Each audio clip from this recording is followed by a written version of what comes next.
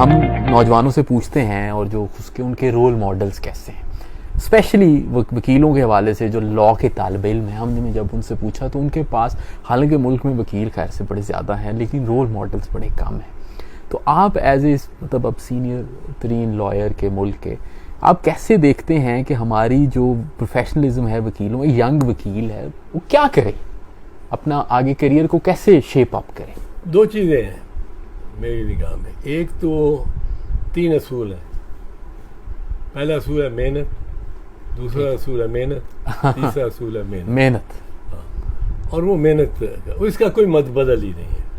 عدالت کے سامنے آپ نے پیش ہونا ہے تو عدالت نے آپ کو اپنی فائل کے صفحات ازبر ہونے چاہیے کہ جج صاحب پوچھیں کہ یہ آپ نے جو کہا ہے کہ ملزم نے یہ جملہ کہا، یہ کہاں کہا، آپ کہیں صفحہ 175 پہ.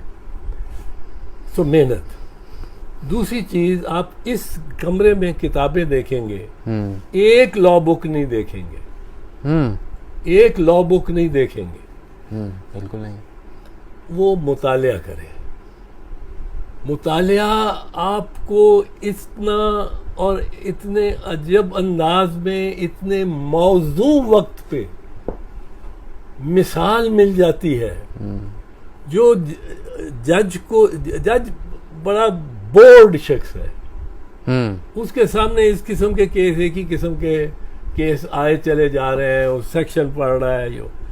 اس کو جب آپ اس سیکشن سے صرف اس شک کے مطابق نہیں، اور اس شک سے کوئی ریلیٹڈ کہ جی میرے ذہن میں یہ آ گیا، اور ایک ریلیونٹ قصہ سنا سکیں گے، بات کر سکیں گے، تو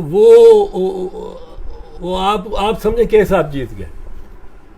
سو کیس میں نے بہت سارے نہیں، جتنے جیتے ہیں ان میں سے بہت سارے اکثر میں نے جیتے ہیں صرف لاء کی پڑھ کے نہیں، لیکن لاء کے علاوہ ایک موضوع مثال جنرل اسٹڈی بھی کریں. جنرل اسٹڈی بھی ان کی ہونی چاہیے.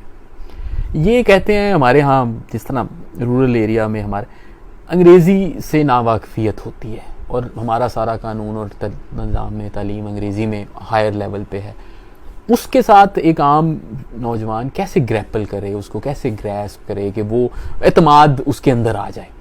اعتماد کے بارے میں کچھ بتائیے، کیونکہ یہ وکالت تو اعتماد کا بڑا کردار، کانفیڈنس کا بہت زیادہ کردار ہے اس میں، کانفیڈنس کا اور اعتماد کا. اور میں سمجھتا ہوں کہ اس میں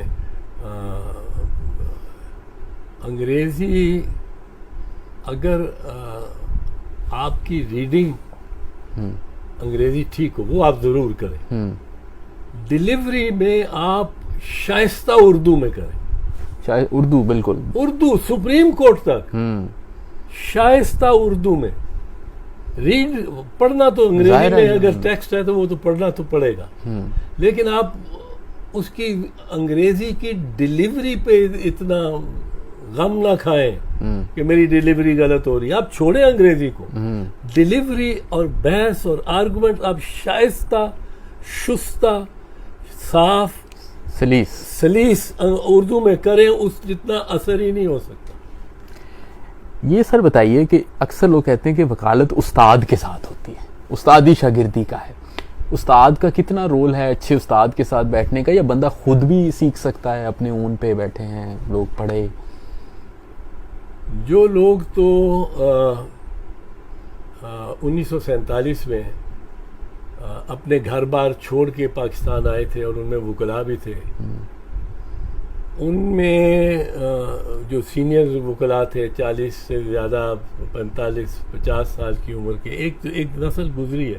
ان کا تجربہ یہ تھا کہ ان کو لاء سیکھنے میں ایک مشکل آتی تھی کہ اگر وہ نئے قانون جانتے تو ذرا ہچکچاتے تھے. بہت ساروں نے ذکر کیا کہ کسی جونیئر وکیل سے جو کہ یہاں لاہور میں پریکٹس کر رہا تھا یا لائل پور میں کر رہا تھا یا کراچی میں کر رہا تھا، اس سے وہ مشورہ کریں. وہ چھوٹا وکیل 25 سال کا، یہ 55 سال کے.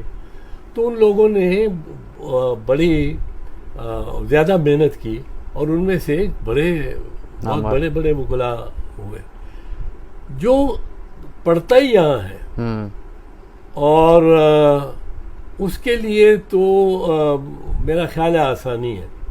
مشکل اس کے لیے بھی ہے جو اسکول سے پڑھ کے اور لا کا قانون کرنے باہر چلا جاتا ہے اور باہر سے کر کے واپس آتا ہے, وہ بھی ذرا کٹا ہوا ہوتا ہے قانون سے. اس پہ میرا ہاں جی پلیز. تو اس لیے محنت ہی کرنی پڑے گی. تو یہی اب یہ ہے کہ محنت, کوئی شارٹ کٹ نہیں. شارٹ کٹ نہیں. یہی میسج ہے, کوئی شارٹ کٹ نہیں ہے. تھینک یو ویری مچ سر, آپ نے ٹائم دیا. امید ہے یہ ساری ہماری گفتگو سے ہمارے دیکھنے والوں کو, یوتھ کو فائدہ ہوگا.